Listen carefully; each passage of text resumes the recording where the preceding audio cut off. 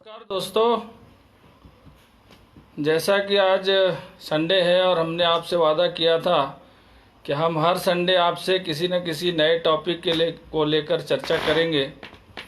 तो आज हम इस सेशन में हल्दी और स्पेशली अदरक के रोगों पे चर्चा करने के लिए यहाँ पर लिंक अप हुए हैं, आप लोगों से जुड़े हैं। उम्मीद करूँगा कि ये सेशन आप सभी के लिए फलदायी होगा। आप लोग निश्चित रूप से इस सेशन का फ़ायदा लेंगे। तो सबसे पहले तो दोनों क्रॉप की जो कल्टीवेशन प्रैक्टिसेस हैं उसके बारे में बात करेंगे और उसके बाद में एक एक प्रॉब्लम को लेकर हम उसका समाधान करने की कोशिश करेंगे क्रॉप वाइज। सबसे पहले तो जैसे आप लोग जानते हैं कि हल्दी और अदरक दोनों भी जो क्रॉप है वो विशेष रूप से कैश क्रॉप्स है और किसानों को हायर रिटर्न देता है। किसानों को अच्छा मुनाफा देने वाली फसलें हैं, इसलिए किसान भी इसको निश्चित रूप से अधिक केयर करता है। उसके बाद भी हल्दी और अदरक एक ऐसी फसल है जिसमें आमतौर पे बीमारियों का प्रकोप होने की ज़्यादा संभावना रहती है, क्योंकि यह जो फसलें हैं उनका कंद जमीन पे रहता है। और जैसा कि आप जानते हैं ज़मीन के अंदर नमी की जो स्थिति है और वातावरणीय कारक के कारण से फसल को नुकसान होने की ज़्यादा संभावना रहती है, विशेष रूप से हल्दी और अदरक में। तो कैसा खेत का चयन करना चाहिए और किस तरह से सावधानियों को ध्यान रखना पड़ेगा, इस बात पे पहले तो ध्यान दें। सबसे पहले तो जब आप लोग फसल को बोते हैं तो ज़्यादातर हल्दी और अदरक में जो रोग लगते हैं तो वो रोग जो है वो ऐसे होते हैं कि जिसपे वो रोग ऐसे होते हैं कि जिस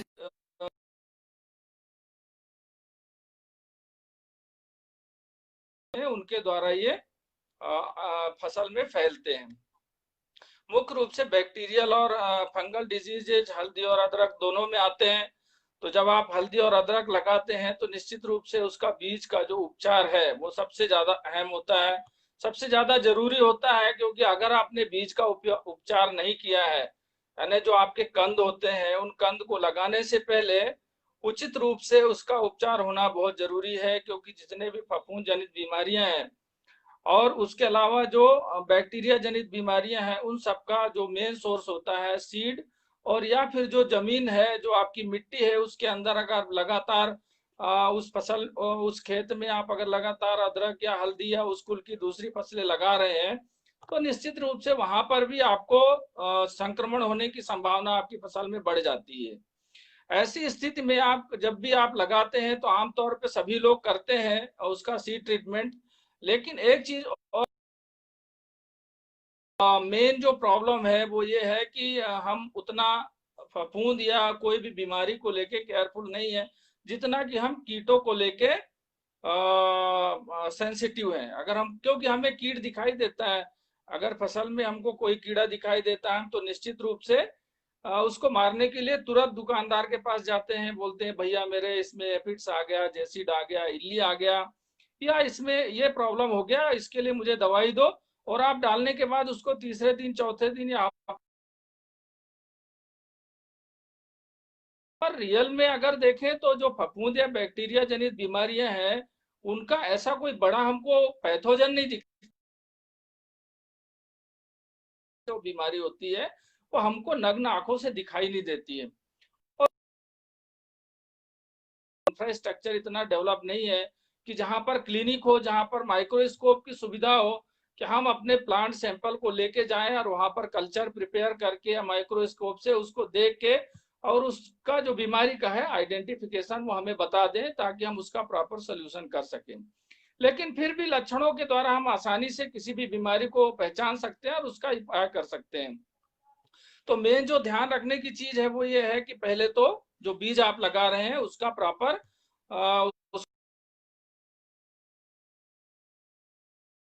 बरसात के मौसम में खास तौर से जो बीमारियां आती हैं अप्रैल इंड या यूं कहें कि जब हमारा मानसून मानसून का ऑनसेट होता है, शुरू होता है मानसून लेके और सितंबर एंड तक खास तौर से फसल में बीमारियों का प्रकोप ज्यादा आता है। क्योंकि उस समय खेतों में ज्यादा पानी भरा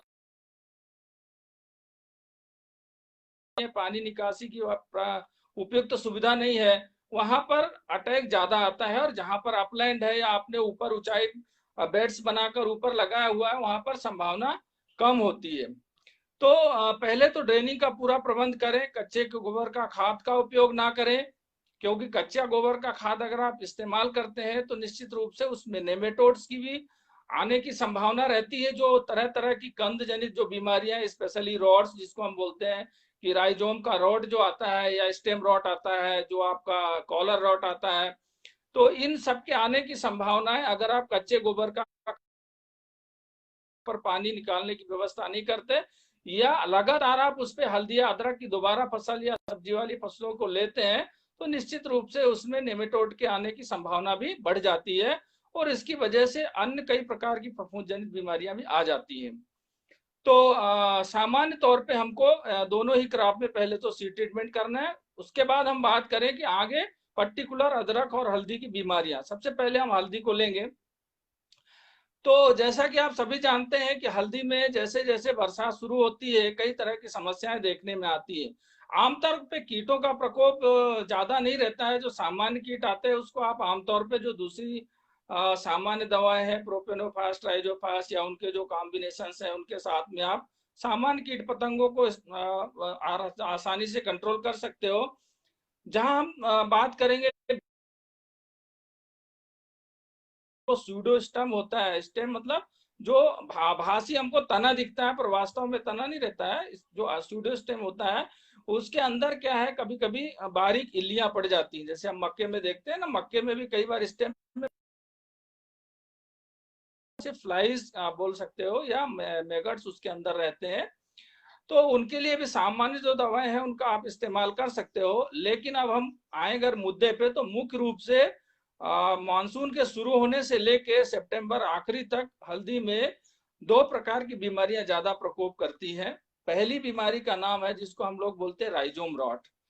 राइजोम रॉट जो है वो मानसून के ऑनसेट यानी मानसून के शुरू होने के साथ, जब वातावरण की परिस्थिति में टेम्परेचर बहुत हाई होता है, टेम्परेचर जुलाई तक ज्यादा, अगस्त 15 अगस्त के बाद में नॉर्मली जो टेम्परेचर है वो डाउन होना शुरू हो जाता है। तो शुरुआत में जो अटैक आता है वो आता है राइजोम रॉट, या आप उसको आप कह सकते हैं कि जो हमारा जो अंदर का कंद होता है उसमें सड़न लगती है।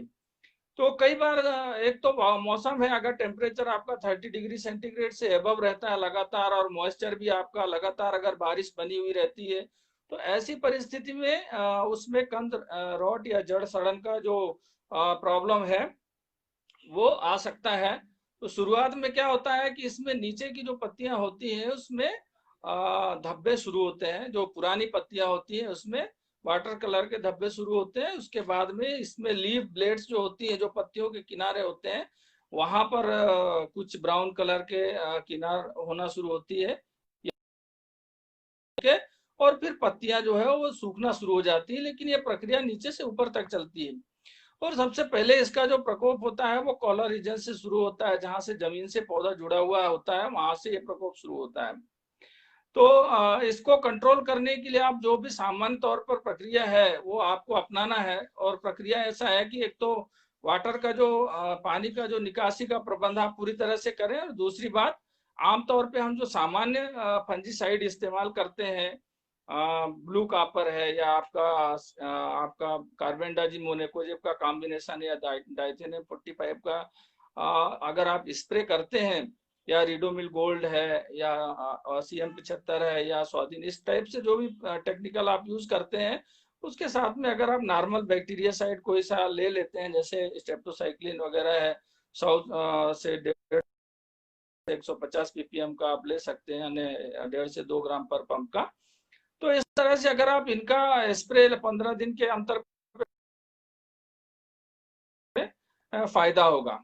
लेकिन इन सब प्रक्रिया में जो मेन रोल कारक होता है, कई बार नेमेटोड होता है। जैसे मैंने आपको बताया, नेमेटोड छोटे छोटे कृमि होते हैं जो जड़ों को या कंद को, या जैसे ही उनका बनना शुरू होता है वहां पर वो अटैक करके वहां पर घाव पैदा कर देते हैं।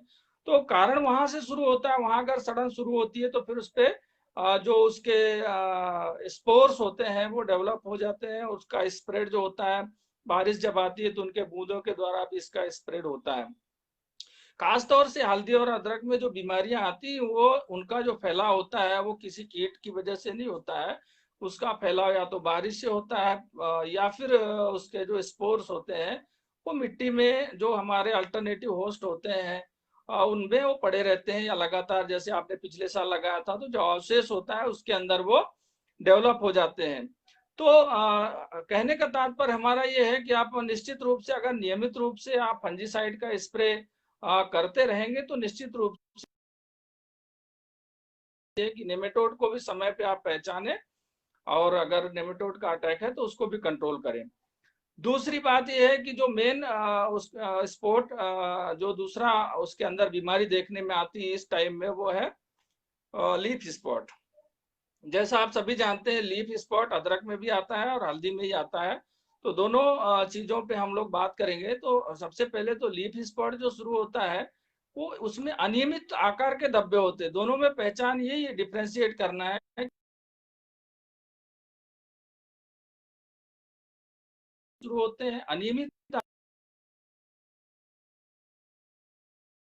होते हैं, इसको अदरक में हम लोग शीथ ब्लाइट भी बोल सकते हैं।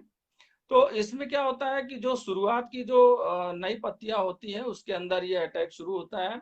और जब अटैक शुरू होता है तो अनियमित आकार के कभी कभी चौकोर आकार के धब्बे बनते हैं। उनका किनार पीले रंग का होता है, अंदर का जो भाग होता है ये एकदम सफेद आकार या फिर ब्राउन कलर का होता है, लेकिन उनका विन्यास अनियमित होता है। तो ये धीरे धीरे धब्बे बढ़ते बढ़ते वो पूरे पत्ते को ढक लेते हैं और नई पत्तियां सूखना शुरू हो जाती है, और इस प्रकार से पूरा जो पौधा है वो भी सूखने की समस्या आ सकती है।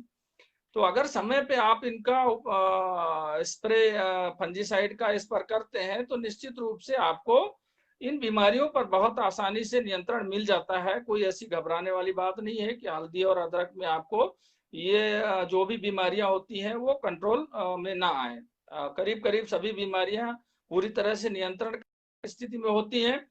बस ये है कि आपको एक दवा के अलावा एक कॉम्प्रिहेंसिव अप्रोच, जिसको हम लोग बोलते हैं आईपीएम, इंटीग्रेटेड पेस्ट मैनेजमेंट, ये आप किसी भी प्रकार की बीमारी हो फसल के अंदर आपको उस इंटीग्रेटेड अप्रोच को अपनाना पड़ेगा। और वो इंटीग्रेटेड अप्रोच क्या होती है, जो कॉमन प्रैक्टिसेस है उनको हमको ध्यान रखना पड़ेगा। अनावश्यक पानी जमा ना हो, अनावश्यक घास जो उगता है उसको, क्योंकि उसमें कई अल्टरनेटिव होस्ट होते हैं, उनको कंट्रोल करना, समय पर खेत में खाद पानी किसी बीमारी को पहचान कर लेते हैं तो हमारी फसल के अंदर उसका जो इफेक्ट होता है वो नहीं के बराबर होता है। तो हम कोशिश ये करें कि जब भी हमारी फसल में हम देखने जाते हैं तो वहां पर खेत में जाने के बाद में हम उसको अच्छी तरह से एग्जामाइन करें कि पत्तों में किस प्रकार के धब्बे हैं, उसका डंठल स्वस्थ है या नहीं, पीलापन है तो कहीं उसमें किनारों पे धब्बे दिख रहे हैं या नीचे शीत में दिख रहे हैं, या डंठल जो उसका रहता है जिसको हम स्यूडोस्टेम बोलते हैं उसके अंदर तो किसी प्रकार के धब्बे नहीं दिख रहे हैं। अगर पौधा कोई बढ़ नहीं रहा है या पीलापन दिख रहा है तो उसको खींच के देखें या मिट्टी हटा कर देखें कहीं वहां पर सड़न तो नहीं है। तो मेन जो प्रॉब्लम्स आती हैं अप्रैल से लेके जून तक अदरक और हल्दी दोनों में लगभग एक ही है। हल्दी में उसको शीत ब्लाइट बोलते हैं, जिसको हम इसमें बोलते हैं फंगल प्रॉब्लम। तो शीत ब्लाइट में भी जो शीत होता है ना, सबसे जो टिप होता है जो ऊपर का, उसके अंदर हल्के ब्राउन कलर के धब्बे हमको देखने में आते हैं। और ऊपर से वो धब्बे जब वो मिल जाते हैं तो पूरी तरह से वो शीत जो होता है उसका वो गलना शुरू हो जाता है और पौधा जो है सूखना शुरू हो जाता है। तो सामान्य तौर पे जो हमारी इंसेक्टिसाइड्स के स्प्रे करते हैं उसके अलावा आपको फंजीसाइड के लिए विशेष रूप से जागरूक होना पड़ेगा। और अगर आप नियमित रूप से उसके अंदर इसका इस्तेमाल करते हैं तो निश्चित रूप से आपको इस पे कंट्रोल मिल जाता है। एक जो सबसे अहम चीज देखने में आती है कि हम सबसे ज्यादा जो दिक्कत होती है कि हम अगर समय पे नहीं जागते हैं और समय पे उसको कंट्रोल करने की कोशिश नहीं करते हैं। क्योंकि ज्यादातर होता है क्या, हम लोग सोचते हैं कि हम जो दुकानदार के पास जा रहे हैं या जो भी हमारे पास कंपनी रिप्रेजेंटेटिव आ रहा है वो हमारी समस्या का समाधान कर देगा। लेकिन यहाँ मैं आप लोगों को एक अलग बात बोलना चाहूंगा, क्योंकि मैंने भी से ज्यादा बेहतर फसल के बारे में कोई नहीं जानता है। अगर आप अपनी ताकत को पहचाने और नियमित रूप से आप फसल को स्काउटिंग करते रहें, उसकी निगरानी करते रहें, तो आप निश्चित रूप से समय पे आप उसको पहचान पाएंगे बीमारी को और उसका नियंत्रण भी कर पाएंगे। अगर आप समय पे पहचान नहीं पाए और बीमारी बढ़ गई तो निश्चित रूप से आपको नुकसान, कि अगर आपका कंट्रोल हो भी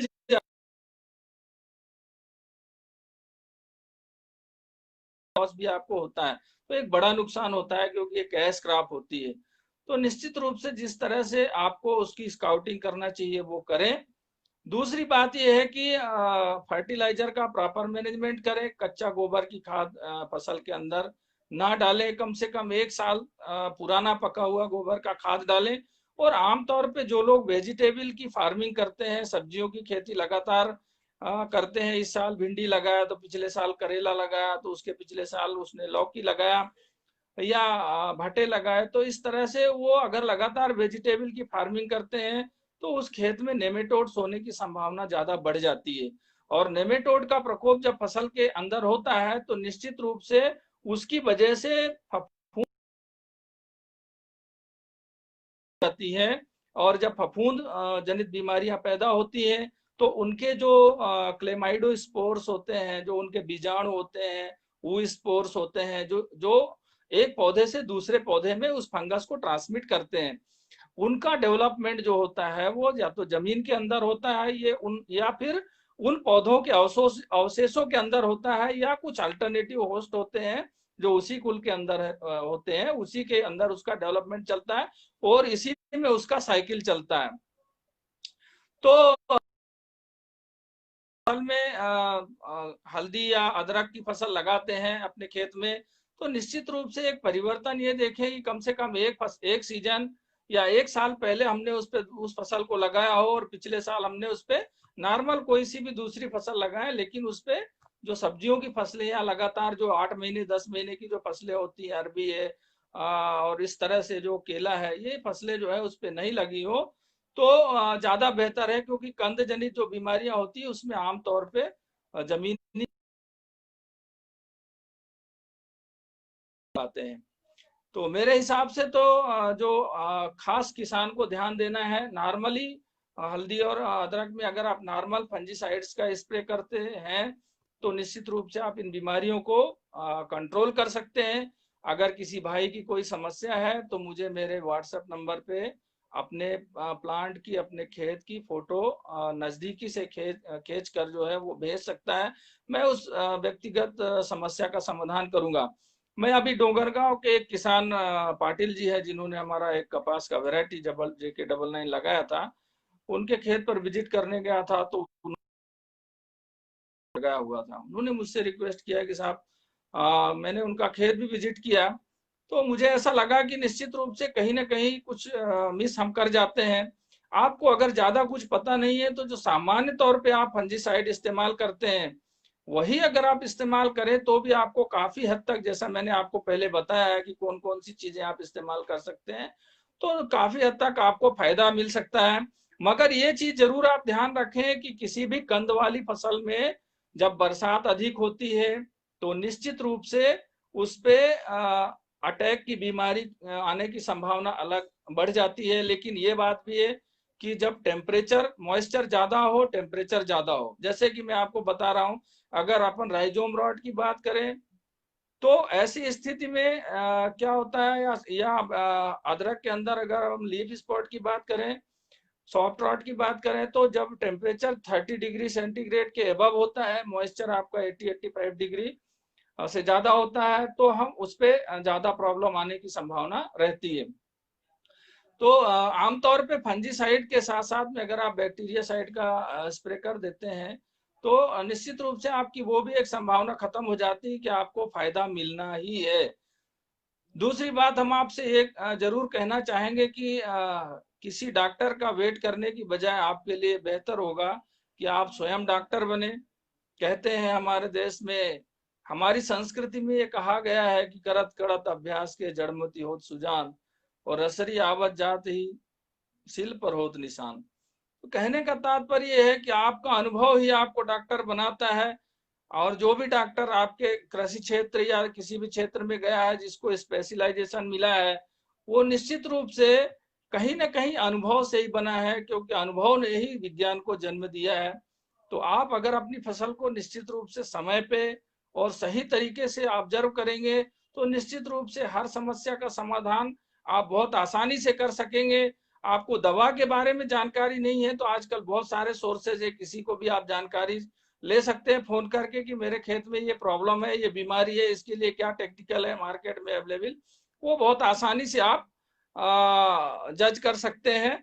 आप आसानी से अगर जज करते हैं समय पे आप उसको कंट्रोल कर पाएंगे। और जहां भी आपको हेल्प लगती है, आजकल बहुत सारे ऐप्स है मार्केट में, आपको मोबाइल पे बहुत सारे ऐप्स मिल जाएंगे। आप बेहतर है कि आप किसी एरे गेरे से पूछ के और अपना फसल खराब करें, आप खुद जागरूक बने। अगर कोई समस्या है तो कृषि अधिकारी के पास जाएं या सक्षम व्यक्ति जो कृषि के क्षेत्र में अनुभव रखता है उससे संपर्क करें, मोबाइल पे करें।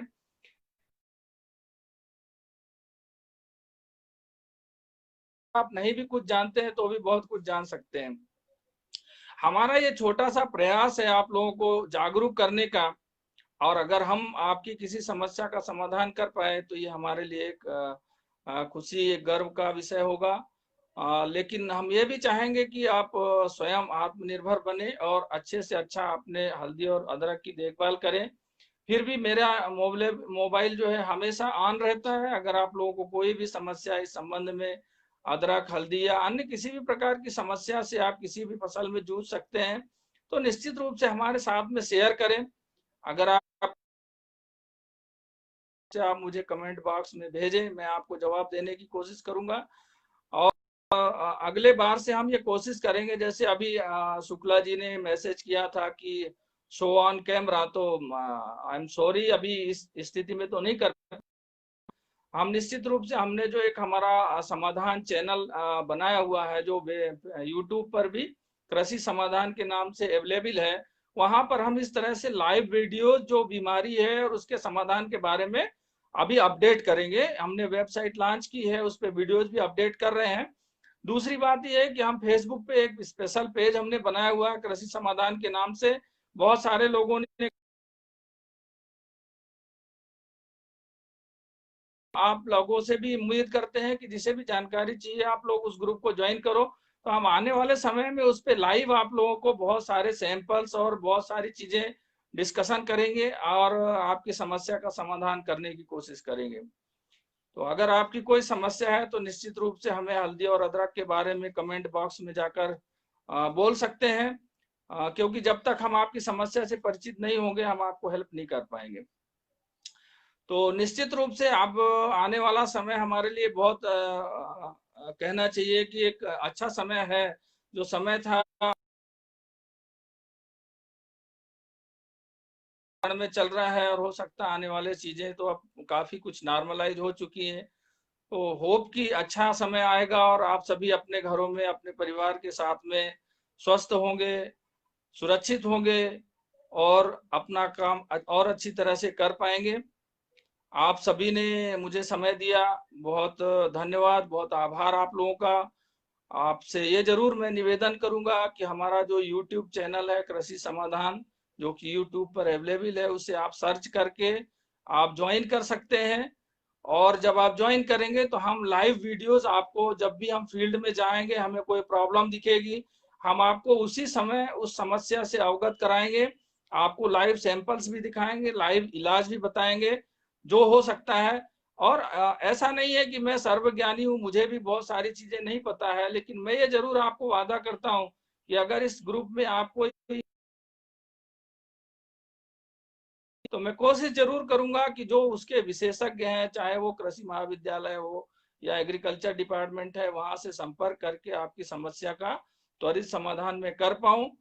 आप सभी एक मिशन में है, एक देश कल्याण के मिशन में है। अन्नदाता ऐसे ही नहीं कहा जाता है किसानों को।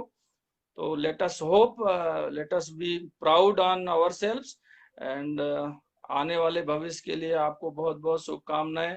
आपकी फसल अच्छी रहे। मेरे मोबाइल नंबर पे आप अगर कोई प्रॉब्लम है तो जरूर संपर्क कर सकते हैं।